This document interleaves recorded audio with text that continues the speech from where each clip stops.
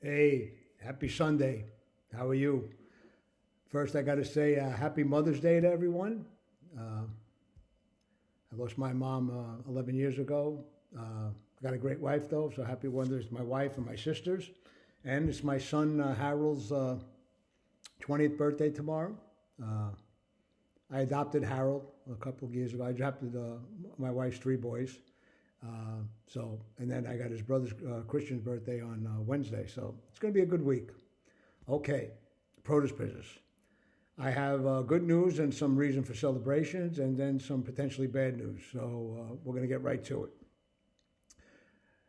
First, everybody knows how the retail, grocery, and produce people, everybody's thanking them and everything. So I want to sing the praises of the people you don't see behind the scenes that get that produce to your stores. And that's people in terminal markets, distribution centers, over the road truckers. You guys have been awesome. And then you got to obviously add farmers to that, and the people that pick it, and there's a whole slew of people that you don't see that gets that beautiful produce into stores. And with abundance, there was never ever any shortage of produce. So let's just give a big shout out to all those people. You guys did great. You did great. I have my history is in the Hunts Point market. Many people have gotten the COVID-19 virus there. And have beat it. Some people have died from it. So again, these are people you don't see that work all through the night, so you could have fresh produce in your stores during the day. Okay, the next thing is not so good, and it's about this USDA box program. I make it a habit of really not speaking about things I don't know too much about, but I'm going to tag a couple of people in this: Brent Earnwart, Patrick Kelly, Shay Myers, Maria Reyes, and I don't know all the these people really know the particulars about this USDA box program. I could tell you when a wedding planner gets, I think it's a $70 million contract. That's just something, My father always told me, Paulie, if something doesn't seem right to you, you kind of throw money at it and it kind of clears out the picture. And I just think this is one of those situations. It seems like it's maybe it's who you know or who you greased. And I'm sorry, USDA, but we need some transparency here because this doesn't look right.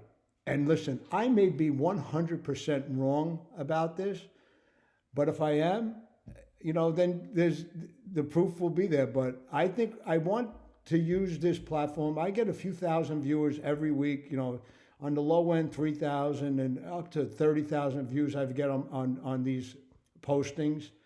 I just want to use this platform to facilitate a conversation. What happened with the USDA? How were these given? What were the parameters? Because what I'm hearing is some of these people don't even have a PACA license, don't know about food safety. So how do they get produce contracts? And how do they buy produce from produce vendors without a PACA license and those vendors be protected? I mean, there's a lot of questions, and I want you to use my post as a platform for or against it. State your case. I'm a big opponent of how the suspension agreement went down. It didn't help then, but this is something that needs to be discussed. That's all I'm saying. And there are people that know more of the intricacies of this than I do. I'm trying to get up to speed so I can understand it better. But there's a lot of information, and those people,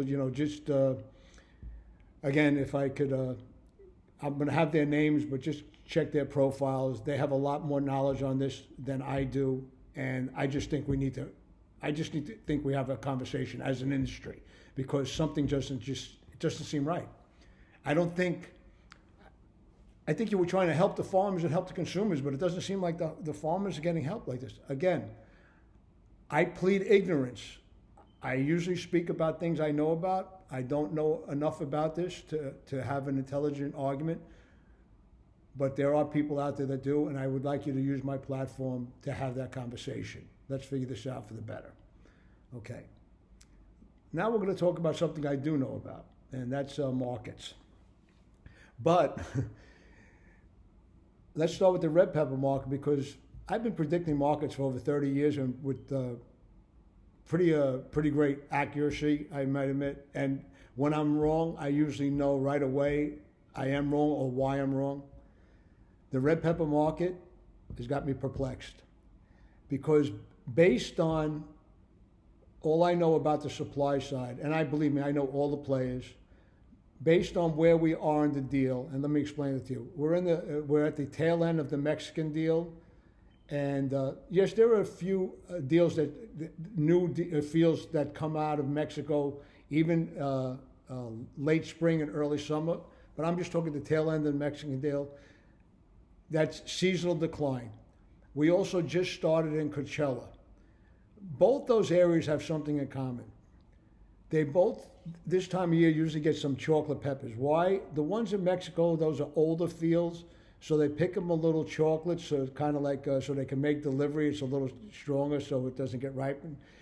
And on Coachella, they pick them early, try to usually capture a higher market that we're going through. A caveat there, I think I mentioned this on Wednesday, is many of these peppers that were going to be red peppers were picked green because we had a ridiculously high green pepper market. We still do. So there may be gaps coming forward, because it's usually 2 or 3 weeks later after a green pepper turns red, and or we're not going to be as heavy as we would have once this deal gets going. But getting back to it, the terminals, based on low supplies, the beginning of the month, stimulus checks, I didn't see the markets at the terminal level or demand really spike up to where I thought they would be. I think I mentioned last week, I thought the market would be around $26, and it really never materialized on 15 pounders. And towards the end of the week, and the terminals were $20 to $22, $24. So I have a take on that. Either we have not figured out the new normal on the demand side, or maybe consumers don't want high-priced stuff. I mean, again, I haven't figured it out, but red pepper should have screamed last week, and they really didn't. And this is another week. If anything, the supplies are even lighter this week. We're going to see how the demand is and how it comes out. But, based on the FOB prices and what's available, this market should be, 15 pounders should be around $26, but, I don't think it's going to be there, but it should be. Green pepper is another thing that's where everybody's waiting for Georgia to start. I think they're, not really getting too much traction.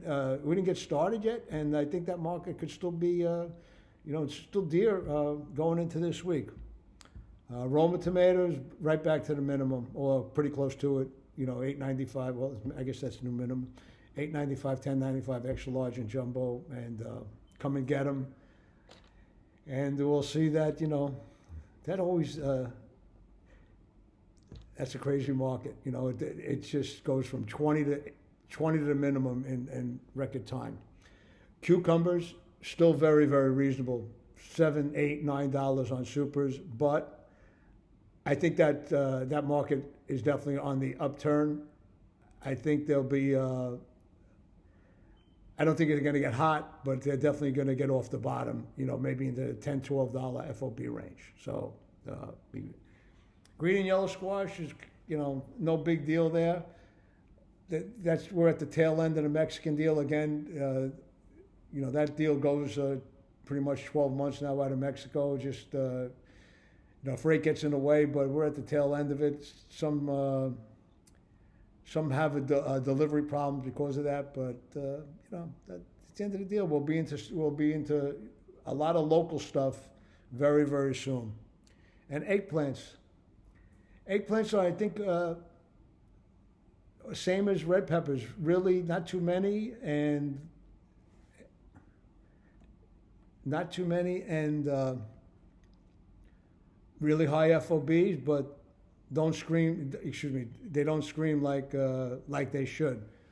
So that's all I can say. I beat up retailers every once in a while, but I gotta clear something up.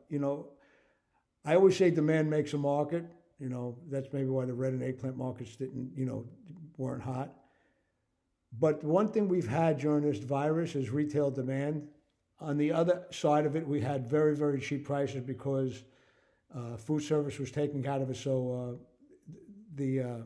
that part of the demand was out of the equation. So it was really all to retail.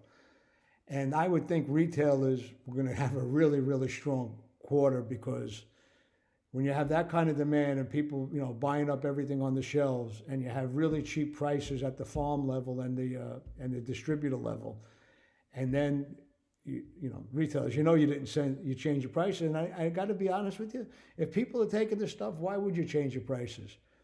But now maybe going forward, maybe it's time to do what I mentioned on Wednesday's post, but that's really going to be up to you.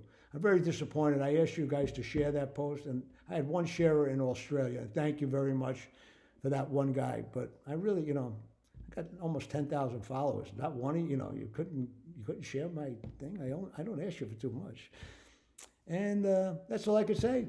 Happy Mother's Day. Happy Mother's Day to my sisters in Florida, one in Brooklyn, and my beautiful, beautiful wife, who's a great mom and an awesome wife. And that's it. And all my friends and acquaintances and business associates, to your wives, happy Mother's Day. They tell me happy Mother's Day. I tell them I've been called worse. Have a great day. Love you. Love the produce business. Please, let's have a conversation on that box program. Use this to get this conversation going because it's important for all of us. Thank you. Take care. See you on Wednesday.